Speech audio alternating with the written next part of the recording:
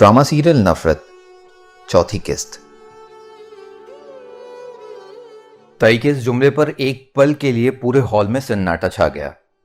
खुद भी शॉक्ड होकर वो उन्हें देखने लगी। उसने मदद तलब नजरों से इधर उधर देखा कि शायद कोई ताई को रोक ले, लेकिन सब खामोश थे। उस्मा ठीक ही तो कह रही है, अब सच झूठ का फैसला कुरान शरीफ पर हाथ रखकर ही होगा।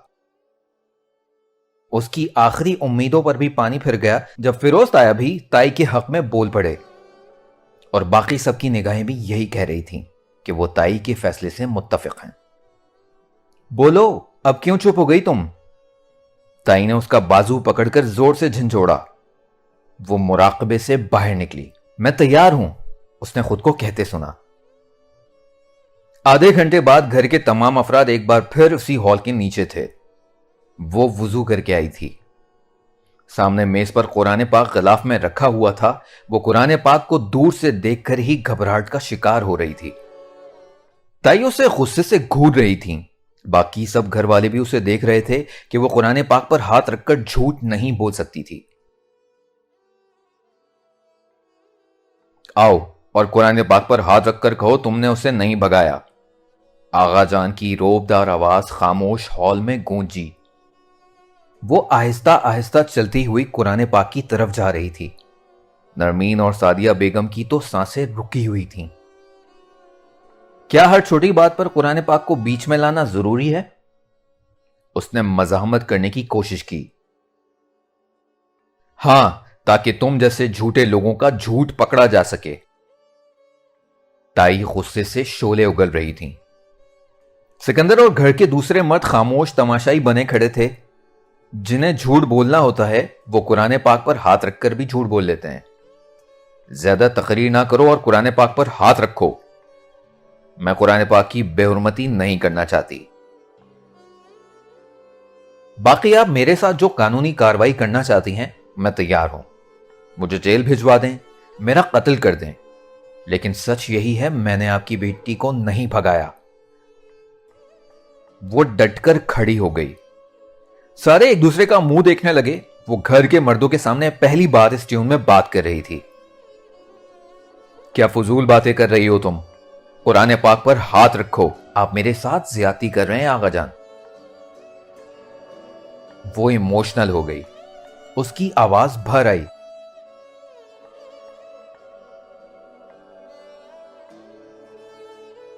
पूरे घर में सन्नाटा छा गया। मैं यतीम हूं, इसलिए आप ये सब कर रहे हैं मेरे साथ।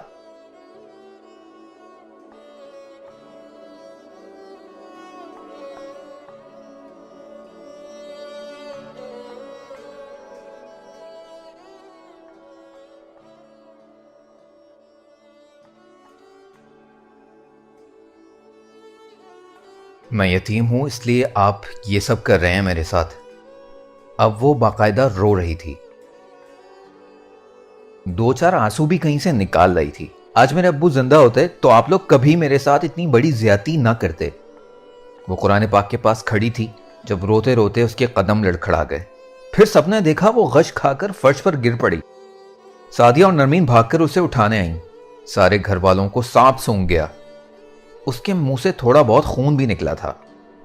सिकंदर उसे उठाकर कमरे में ले आया और बेड पर लिटा दिया। उसने सुकून का सांस लिया। उसे कुछ दवाइयां भी खिलाई गईं, पानी के छींटे मारे गए। तकरीबन 2 घंटे बाद उसने होश में आने का फैसला किया। वो 3 दिन तक मुसलसल बेड पर पड़ी रही, बाहर भी नहीं निकली ताकि कोई उस पर शक न करे।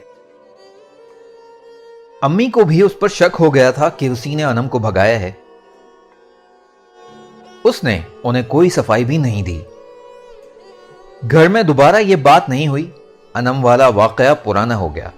नरमीन बता रही थी, एक बार उसने सोबिया भाभी की जुबानी सुनी कि ताई ने आगा जान से दूसरी बार यह बात कही कि उसके होश में आते ही दोबारा उसे कुरान पाक पर हाथ रखवाया जाए, लेकिन आगा जान ने सख्ती से मना कर दिया।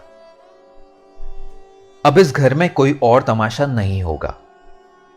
ताई भी आगा जान के सामने कुछ और बोल ना सकी। वैसे भी आगा जान आने वाले इलेक्शंस के बारे में सोच रहे थे, नहीं तो अनम वाले वाक़े पर अच्छा खासा अफसोस करते। 2 हफ्ते बाद सब कुछ नॉर्मल हो गया آغا جان اور فیروز تایا نے سب کو یہ بات پھیلانے سے سختی سے منع کیا ہوا تھا، نہیں تو یہ بات بہت دور تک جاتی۔ اس کی جان میں جان آئی۔ تائی کے علاوہ سب انم کو بھول گئے، اس کا ذکر دوبارہ وہاں نہیں ہوا۔ زندگی ایک بار پھر پہلی والی روٹین میں لوٹ آئی۔ اس دوران تائی نے اس سے بات کرنا بالکل ختم کر دیا تھا، بلکہ سعدیہ بھابھی کو بھی منع کر دیا کہ عشرت کا نہ کوئی کام کرنا نہ اس سے بات کرنا۔ انم اور کبیر سے اس کا رابطہ ہوتا رہتا تھا۔ وہ لوگ آن لائن اپنی نئی زندگی کی تصاویر شیئر کرتے رہتے تھے۔ انم بہت خوش تھی اور ہر بات پر اس کا شکریہ ادا کرتی رہتی تھی۔ زویا نے اسے کال پر ہی کمپیوٹر کلاسز کی شروع ہونے کی اطلاع دی اور اس نے بنا کسی وقفے کے اگلے دن سے ہی آنے کی حامی بھر لی۔ تم آغا جان سے پوچھ تو لو۔ پوچھنا کیا ہے، میری زندگی ہے، میں جو چاہے کروں، اس نے ڈو ٹوک انداز میں کہا تھا۔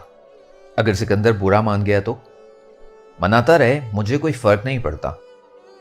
اچھا سنو، میرا سارا سامان تمہارے یہاں پڑا ہے، کل صبح لازمی یاد سے لیتے آنا۔ لیکن عشرت پلیز تم ایک بار اپنے گھر میں بتاؤ تو صحیح، نہیں تو بہت بڑا تماشا ہو جائے گا۔ زویا ابھی اسی ٹاپک پہ کھڑی تھی۔ اوکے میں بات کرتی ہوں۔ پتہ نہیں اسے اتنی جلدی حامی کیسے بھر لی تھی۔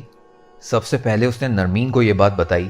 اس نے صرف اتنا کہا تھا، آغا جان تمہیں کبھی اجازت نہیں دیں گے۔ اور جب یہ بات امی کے سامنے کی تو وہ حسب توقع بھڑک اٹھی۔ تم جیسی احمق لڑکی میں نے آج تک نہیں دیکھی۔ بڑی مشکل سے انم والے معاملے سے زندہ بچی ہو اور اب ایک نیا تماشا شروع کر رہی ہو۔ مجھے سمجھ میں نہیں آ رہا آپ لوگ ہر بات پر اتنا ڈرتی کیوں ہیں۔ اس نے نرمین اور سعدیہ بیگم دونوں کی طرف بیک وقت دیکھا، اور مجھے سمجھ نہیں آتا تم آغا جان اور فیروز بھائی جان سے ڈرتی کیوں نہیں۔ سعدیہ بیگم دانت چبا کر غصے سے احساس دلا رہی تھیں۔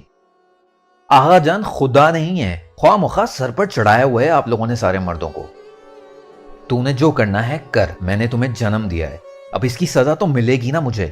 سعدیہ بیگم زور سے اس کی پیٹھ پر ایک جھاپڑ لگا کر نکل گئیں۔ لیکن وہ ایموشنل بلیک میل نہیں ہونے والی تھی۔ رات کو آغا جان گھر واپس آئے تو وہ کھانے کے بعد فوراً ان کے پاس چلی گئی۔ وہ اپنی جاہو و جلال کے ساتھ تخت پر بیٹھے غرور سے سر تانے ہوئے تھے۔ سکندر بھی ان کے پاس بیٹھا تھا۔ ان دونوں کے درمیان کوئی سیاسی گفتگو چل رہی تھی۔ احتیاطاً دوپٹہ اس نے سر پر لیا تھا اور چہرے پر دنیا جہاں کی معصومیت سمیٹ کر وہ آغا جان کے پاس چلی گئی۔ مجبوری تھی، یہ تو کرنا تھا۔ دونوں نے اپنی بات ادھوری چھوڑ کر اسے دیکھا۔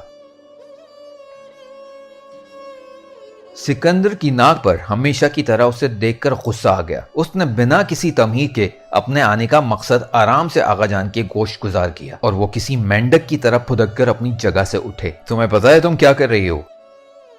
وہ گرج کر بولے۔ جی آغا جان، اس نے تحمل سے جواب دیا، سکندر کی گھوریوں کی پرواہ کیے بنا۔ تمہارا دماغ تو ٹھیک ہے؟ انہوں نے دانت چبا کر اسے دیکھا۔ جی آغا جان، اس نے اسی تحمل سے جواب دیا جس سے آغا جان مزید بھڑک اٹھے۔ دفع ہو جاؤ یہاں سے۔ وہ کچھ پل کھڑی انہیں گھور کر دیکھتی رہی، پھر خاموشی سے پیچھے چلی آئی۔ سکندر بھی اس کے پیچھے پیچھے آیا تھا۔ تم ہوش میں تو ہو؟ وہ اس کے ساتھ ساتھ چل رہا تھا اور اسے غصے سے دیکھ رہا تھا، اور وہ بنا اس کی طرف دیکھے تیز تیز چلتی ہوئی اپنے کمرے کی طرف جا رہی تھی۔ ہوش میں ہوں تبھی تو چل رہی ہوں، بکواس نہ کرو، دانت توڑ دوں گا تمہارے۔ وہ تیزی سے چلتے چلتے رک گئی۔ اس نے سکندر کی طرف دیکھا۔ توڑ دو دانت، دو ہاتھ باندھ کر کھڑی ہو گئی۔ وہ اسے کچھ حیرت اور بے بسی کی کیفیت میں دیکھتا رہا، اور پھر اس نے مٹھیاں بھینچ لیں۔ توڑ دو دانت میرے، لیکن تم اس سے میرے دل کی آواز کبھی نہیں دبا سکتے، وہ چلا اٹھی۔ تم جانتی ہو اس گھر کے اصول۔ اب اس عمر میں باہر جا کر کمپیوٹر کورسز کرو گی تم، ہزاروں مردوں کے سامنے؟ وہ بھی چلایا۔ میں نہیں مانتی اس گھر کے تھرڈ کلاس اصول، جہاں سانس لینے کے لیے بھی پابندی ہو۔ اور اس گھر کے اصول صرف عورتوں پر ہی کیوں لاگو ہوتے ہیں؟ اس وقت کہاں تھے یہ اصول جب تم امریکہ گئے تھے؟ وہ بنا کوئی لحاظ کیے مقابلے بازی پر اتر آئی۔ میری بات اور ہے، میں مرد ہوں، وہ بے بسی سے چلایا۔ تو یہ ہے تمہارے اور آغا جان کی مردانگی کہ اس گھر کی عورتوں پر زندگی تنگ کر دو، یہی سیکھ کر آئے ہو امریکہ سے؟ بغیرتی نہیں سیکھی میں نے، اور نہ ہی بغیرتی برداشت کروں گا۔ میں تم سے بحث نہیں کرنا چاہتی، اس لیے میرے منہ نہ لگو۔ تمہیں یہ بغاوت بہت مہنگی پڑے گی عشرت جمال، وہ دانت چبا کر دھمکی دینے والے انداز میں بولا، اور وہ بنا اس کی کسی بات کو اہمیت دیے کمرے میں آ گئی۔ اس گھر کے مردوں کو بلیک میلنگ، ظلم اور دھمکی دینے کے علاوہ اور آتا ہی کیا تھا، لیکن کمپیوٹر کلاسز میں وہ ایڈمیشن لے کر ہی رہے گی۔ اس نے تہیہ کر لیا اور اب وہ بنا ان کو بتائے چوری سے کلاسز لینے لگی، اور یہی بات اس نے رات کو زویا کو بھی بتائی۔ آغا جان کے انکار کے بعد امی اور نرمین نے بھی وہی کہا۔ جب آغا جان نے منع کیا ہے تو اسے کلاسز نہیں لینی چاہیے، مگر اس نے وہی کیا جو اس کا دل چاہ رہا تھا۔ آغا جان اور سکندر کی دھمکیوں کو ہوا میں اڑا کر اگلے دن وہ کلاسز لینے پہنچ گئی۔ وہ روزانہ صبح زویا کے گھر تک جاتی اور پھر وہی اسے کمپیوٹر کلاسز کے لیے اپنے ساتھ لے جاتی۔ گھر کی باقی عورتوں نے شاید اس کی یہ روٹین نوٹ کی ہو، لیکن کسی نے کچھ کہا نہیں۔ مردوں کے جانے کے بعد وہ چلی جاتی تھی اور ان کے آنے سے پہلے ہی وہ میرے سامنے یہ ڈھونگ ذرا کم کیا کر، میں جانتی ہوں انم کو تو نے ہی بھگایا ہے، اور اس دن تو ڈرامہ کر کے بچ گئی، لیکن جلد ہی تیری اصلیت سامنے لاؤں گی، تائی نے خونخوار نظروں سے اسے دیکھتے ہوئے کہا تھا۔ وہ پہلو بچا کر وہاں سے نکل آئی۔ تائی کو اس کے بارے میں 100% یقین تھا کہ انم کو بھگانے میں اسی کا ہاتھ ہے، اور اس بات کے چلتے انہوں نے ایک رات امی سے کہا، سعدیہ کسی خوش فہمی میں نہ رہو کہ تمہاری آوارہ بیٹی کو میں سکندر کے لیے قبول کر لوں گی، میں سکندر کے باپ سے بات کر کے جلدی سارے رشتے ختم کر دوں گی۔ یہ بات اسے نرمین سے پتا چلی، اس کے سر سے جیسے بوجھ اتر گیا، لیکن امی نے رو رو کر اپنا برا حال کر دیا، اور اسے باتیں سنانے کے علاوہ وہ کئی بار اس پر ہاتھ بھی اٹھاتی، لیکن اس کے لیے سکندر کی نسبت سے آزاد ہونے کی خوشی ہی اتنی تھی کہ وہ امی کی کسی بات کو برا نہ مناتی۔ کمپیوٹر کلاسز لیتے ہوئے اسے 1 ہفتہ ہونے کو تھا جب ایک دن سکندر نے اسے زویا کے ساتھ دیکھ لیا۔ وہ زویا کی گاڑی میں تھی اور گاڑی ریڈ سگنل ہونے کے بعد روڈ پر کھڑی تھی، اور اس کے بالکل لیفٹ سائڈ پر سکندر کی گاڑی آ کر رکی۔ نادانستہ طور پر ادھر ادھر دیکھتے ہوئے ان دونوں کی نظریں ایک دوسرے سے ٹکرائیں، پھر اس نے فوراً منہ دوسری طرف کر کے دوپٹے سے چہرہ چھپا لیا اور زویا کو چپکے سے ٹھسکا لگایا۔ جلدی گاڑی نکالو یہاں سے۔ کیا ہوا؟ زویا نے ہیڈ فون کان سے نکالے۔ وہ لیفٹ سائڈ پر سکندر کی گاڑی، اس نے سرگوشی کے انداز میں کہا۔ زویا نے ادھر ادھر دیکھا، پھر سکندر کو دیکھ کر فوراً گاڑی وہاں سے نکالی اور دوسری طرف موڑ دی۔ ان لوگوں کو لگا کہ وہ سکندر کو بہت پیچھے چھوڑ آئے ہیں، لیکن اس کی گاڑی اچانک ان کی گاڑی کے سامنے آ کر رک گئی۔ زویا نے فوراً بریک لگائی، اگر نہ لگاتی تو کار ٹکرا جاتی۔ وہ اپنی گاڑی کا دروازہ کھول کر جب اپنی لمبی قد اور روبدار شخصیت سے باہر نکلا تو وہ دونوں گھبرا گئیں۔ وہ سیدھا اسی کی طرف آیا اور اس کے سائیڈ والی ونڈو کھول کر اس کا ہاتھ پکڑ لیا اور غصے سے باہر کھینچا۔ زویا منہ کھول کر کچھ شرمندگی کے عالم میں اسے دیکھ رہی تھی۔ یہاں کیا کر رہی ہو تم؟ ہاتھ چھوڑو میرا، سب دیکھ رہے ہیں۔ آس پاس کچھ لوگ بھی متوجہ ہو گئے۔ سکندر نے ادھر ادھر دیکھا اور گاڑی کا پچھلا دروازہ کھول کر اسے دھکا دیا۔ وہ بنا کوئی مزاحمت کیے آرام سے بیٹھ گئی۔ وہ غصے سے لال ہو چکا تھا، اس کی شرمندگی اور خوف اب ختم ہو چکی تھی۔ اسے اب یہ سوچنا تھا کہ آگے کرنا کیا ہے، کیونکہ سکندر یہ بات ضرور آغا جان کو بتا دیتا۔ گھر پہنچ کر سکندر نے اسے کھینچ کر گاڑی سے باہر نکالا اور ہال میں لے جا کر زور سے دھکا دیا۔ وہ صوفے پر بل کھا کر گر پڑی۔ کس سے پوچھ کر تم باہر گئی تھی؟ اب وہ کھڑا زور سے چلا رہا تھا۔ شور سن کر تائی اور امی بھی وہاں آ گئیں۔ کیا ہوا سکندر؟ تائی اس کے پاس آ کر کھڑی ہو گئی۔ مجھے کسی سے پوچھنے کی ضرورت نہیں، وہ ہذیانی انداز میں چلائی۔ سکندر شاید اسے مارنے کے لیے آگے بڑھا، لیکن تائی نے اسے روک لیا۔ دفع کرو اسے، آؤ تم پانی پیو، چھوڑو مجھے، آج میں اس کی ساری اکڑ نکالتا ہوں۔ تائی اسے زبردستی گھسیٹ کر اندر لے جانے لگی۔ ہاں تم اور کر بھی کیا سکتے ہو بزدل مرد، وہ اس کے پیچھے جتنے زور سے چلا سکتی تھی چلائی. اس نے سنا مگر ٹھنڈی سانس لے کر نظر انداز کر گیا. سعدیہ بیگم نے کمرے میں اس کی الگ کلاس لی. میں اس کے خلاف پولیس میں رپورٹ درج کرا دوں گی.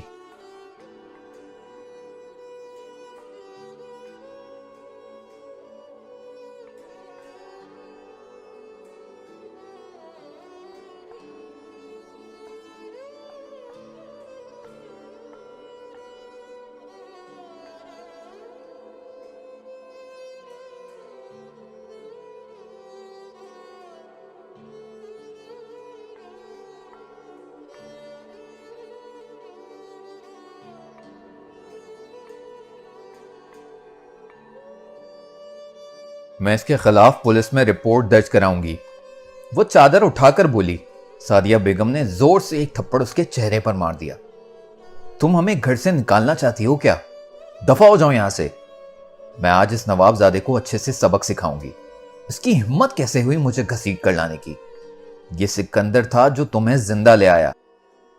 اگر آغا جان ہوتے تو تمہیں وہیں گولی مار دیتے. وہ مضبوط ارادہ کر چکی تھی کہ سکندر کے خلاف رپورٹ لکھوائے گی، لیکن سعدیہ بیگم نے کچھ دھمکی دی اور کچھ ایموشنل بلیک میلنگ سے اس کا غصہ کم کیا.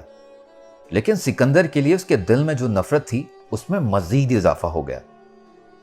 اس دوران اچھی بات یہ ہوئی کہ آغا جان گھر پر نہیں تھے، اس لیے ان کو کبھی اس بات کا علم ہی نہ ہو سکا. آنے والے دنوں میں اس نے کلاسز کو سٹاپ کر دیا تھا، لیکن وہ اس طرح گھٹ گھٹ کر نہیں جینا چاہتی تھی. اس کی ہمیشہ سے خواہش تھی کہ وہ اس پنجرے سے باہر نکل کر آزاد ہو سکے. انم کے ساتھ اس کی ویڈیو چیٹ ہوئی تھی جس پر اس نے اپنی پریگننسی کی خوشخبری سنائی. وہ حقیقتاً یہ جان کر خوش ہوئی اور سب سے زیادہ خوشی اسے انم کو خوش دیکھ کر ہوئی. گھر پر کس قدر ڈری سہمی سی رہنے والی لڑکی آزاد ہو کر کس قدر خوش تھی. اس نے انم کو کچھ گھر کی تصویریں بھی بھیجیں اور اسے موجودہ حالات سے بھی آگاہ کیا. عموماً رات کو وہ سکون کے لیے چھت پر آتی تھی جہاں کوئی نہیں ہوتا تھا.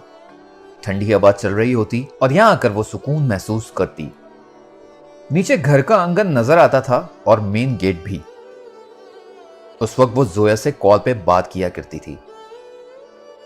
سچ میں عشرت تم کمال کرتی ہو جو ایسے ماحول میں بھی سانس لے رہی ہو. چلو آج تو تم بھی مان گئی، نہیں تو تم بھی ہمیشہ کہتی رہتی تھی کہ میں اس کے ساتھ اچھا سلوک نہیں کرتی. وہ کچھ دکھی انداز میں مسکرائی.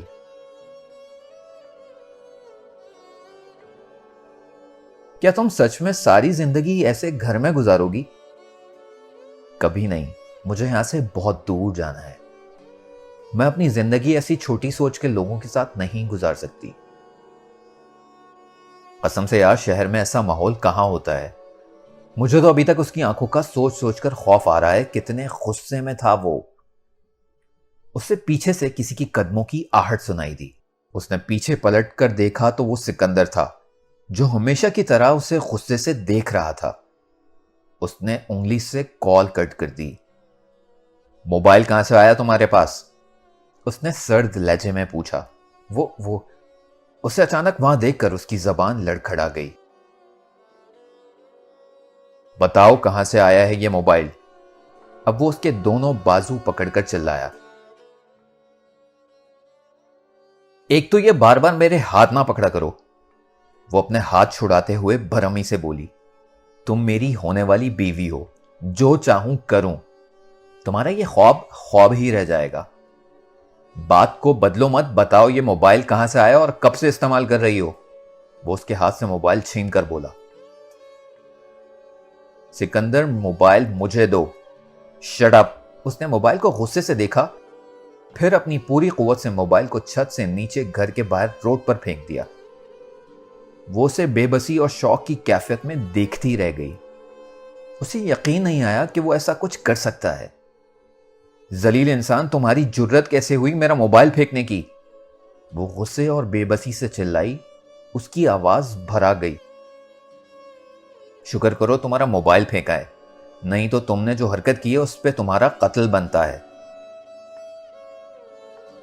وہ کچھ بے بسی کے عالم میں اسے دیکھتی رہ گئی. اب بتاؤ یہ موبائل کہاں سے آیا اور کس سے بات کر رہی تھی تم؟ اس نے غصے بھری سانس خارج کی اور دونوں ہاتھ سینے پر باندھ کر مطمئن ہو کر اسے دیکھنے لگی۔ یہ موبائل مجھے سمیر نے دیا ہے اور میں اسی سے بات کر رہی تھی۔ ہم دونوں ایک دوسرے سے محبت کرتے ہیں اور جلد ایک دوسرے سے شادی کریں گے۔ وہ اسے تکلیف دینے کے لیے جھوٹ بولے جا رہی تھی۔ سکندر نے غصے سے اپنا ہاتھ آسمان کی طرف بلند کیا اور روک دیا۔ وہ اس پر ہاتھ نہیں اٹھا سکا اور غصے سے اسے دیکھتا رہ گیا۔ تم جان بوجھ کر یہ کر رہی ہو نا، مجھے غصہ دلانے کے لیے اور مجھے درد دینے کے لیے، وہ دانت چبا کر بولا۔ وہ استہزائیہ انداز میں ہنسی۔ میں تمہیں وہ درد دے جاؤں گی، میں تمہیں وہ درد دے جاؤں گی جو تم زندگی بھر یاد رکھو گے سکندر فیروز۔ وہ نفرت سے اسے کہتی وہاں سے چلی آئی اور وہ وہیں کھلے آسمان تلے کھڑا رہ گیا۔ ساری رات وہ اس کے ذہن پر چھایا رہا، دل چاہا اسے شوٹ کر دے۔ وہ کمرے میں ادھر ادھر ٹہلتی رہی، کسی طرح اس کا غصہ کم نہ ہوا۔ اس نے کس بے رحمی سے اس کا موبائل چھین کر پھینکا تھا۔ اس کے دل میں وہ نفرت سے اسے کہتی وہاں سے چلی آئی اور وہ وہیں کھلے آسمان تلے کھڑا رہ گیا۔ ساری رات وہ اس کے ذہن پر چھایا رہا، دل چاہا اسے شوٹ کر دے۔ وہ کمرے میں ادھر ادھر ٹہلتی رہی، کسی طرح اس کا غصہ کم نہ ہوا۔ اس نے کس بے رحمی سے اس کا موبائل چھین کر پھینکا تھا۔ اس کے دل میں اس گھر میں رہنے والے مردوں کے لیے نفرت اور بڑھ گئی۔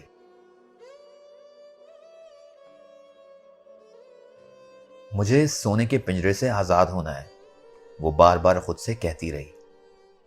اگلے 2 دنوں میں اس نے اپنے لیے ایک نئے موبائل کا انتظام کیا۔ وہ موبائل کے بنا رہنے والی نہیں تھی۔ اس نے زویا سے رابطہ کیا اور کئی گھنٹوں اس کے سامنے اپنے دل کا غبار نکالتی رہی۔ نرمین نے اسے ایک نئی ٹینشن میں ڈال دیا۔ آج گھر میں تمہاری شادی کی بات ہو رہی تھی، کس کے ساتھ؟ اس نے احمقانہ سوال پوچھا تھا۔ آف کورس سکندر کے ساتھ، اور کس کے ساتھ؟ اس گھر والوں کو خوش فہمی ہے، میں کبھی اس منحوس سے شادی نہیں کروں گی۔ شادی تو تمہیں کرنی پڑے گی، سنا ہے آغا جان جلد ہی ڈیٹ کا اعلان کر دیں گے۔ لیکن تم تو کہہ رہی تھی تائی نے انکار کر دیا تھا۔ وہ تو خود سے ہی ایسے کہہ رہی تھی، نہیں تو گھر کے مردوں نے تو کبھی کوئی ایسی بات کی ہی نہیں۔ کیا خاندانی اصول جانتی نہیں ہو؟ جو رشتہ جڑ جائے وہ کبھی نہیں ٹوٹتا پھر۔ میں سارے اصول توڑ دوں گی، تم اپنا سر توڑواؤ گی۔ اس نے اس بات کو کچھ خاص اہمیت نہیں دی کیونکہ وہ جانتی تھی شادی اس نے سکندر سے کبھی نہیں کرنی۔ ابھی کچھ ہی دنوں میں الیکشنز ہونے والے تھے۔ آقا جان سمیت تقریباً سبھی گھر والے انہی تیاریوں میں مصروف تھے۔ اس بار آقا جان ایم این اے کی سیٹ پر اپنی جگہ سکندر کو کھڑا کر رہے تھے۔ پینافلیکس اور پوسٹرز بھی چھپ چکے تھے اور تقریباً ہر جگہ آویزاں بھی تھے۔ اس لیے وہ شادی کی بات کو لے کر ابھی اس قدر سیریس نہیں تھی کیونکہ جو بھی بڑا فیصلہ ہوگا وہ الیکشن کے بعد ہی ممکن تھا۔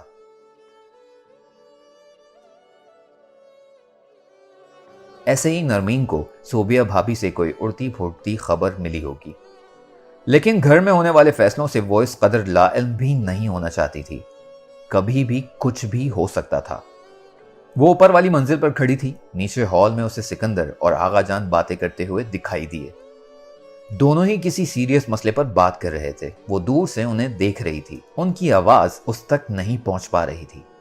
ممکن تھا وہ شادی کے حوالے سے کوئی بات کر رہے ہوں اور آگاہ رہنا اس کے لیے ضروری تھا۔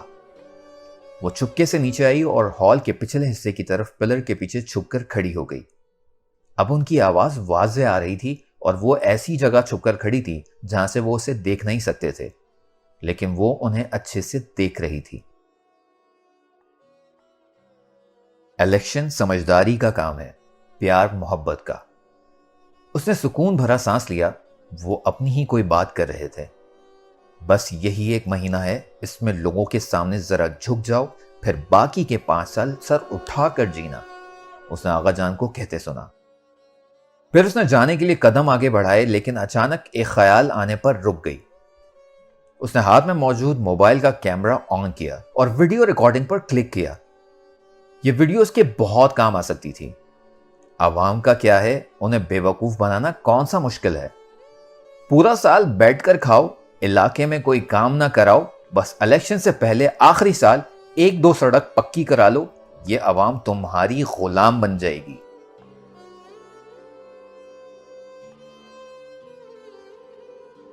آغا جان کی یہ باتیں اور کچھ ایسی باتیں اس نے کیمرے میں ریکارڈ کر لی۔ یہ بہت قیمتی ویڈیو تھی جو آنے والے وقتوں میں اس کے بہت کام آ سکتی تھی۔ دوسروں کا ویڈیو بناتے بناتے اس کا خود کا ویڈیو وائرل ہو گیا۔ اسے یقین نہیں آیا کہ یہ سب کیسے ہوا اور کیوں ہوا۔ ایک بے یقینی سی کیفیت تھی۔ اسے اپنے چاروں طرف دھماکے ہوتے ہوئے محسوس ہو رہے تھے۔ سکندر نے ایک زناٹے دار تھپڑ اس کے چہرے پر لگایا تھا اور اس کے کان سن ہو گئے تھے۔ اس کی آنکھوں کے سامنے اندھیرا چھا گیا تھا۔ ہال میں پورا خاندان کھڑا تھا۔ دیکھو دیکھو کیا ہے یہ؟ سکندر نے اپنے موبائل اس کی آنکھوں کے سامنے لہرایا۔ اس نے پھٹی آنکھوں سے موبائل اسکرین پر چلنے والی ویڈیو کو بے یقینی سے دیکھا۔ وہ سب کب اور کیسے ہوا تھا؟ وہ اسی کی ویڈیو تھی جہاں وہ ڈانس کر رہی تھی۔ وہ انم کی مہندی پر کسی کمرے میں لڑکیوں کے ساتھ ڈانس کر رہی تھی۔ کسی بچے یا کسی لڑکی نے اس کی ویڈیو بنا لی اور اب وہ ویڈیو پورے سوشل میڈیا پر وائرل ہو کر ٹاپ ٹرینڈنگ بن چکی تھی۔ اور دیکھو ساتھ ٹائٹل کیا لکھا ہے؟ سکندر کی آواز پورے ہال میں گونجی۔ اس نے موبائل آنکھوں کے سامنے کیا۔ آغا جان کی پوتی مجرا کرتے ہوئے، اور اسے لگا پوری چھت اس پر آن گری ہو۔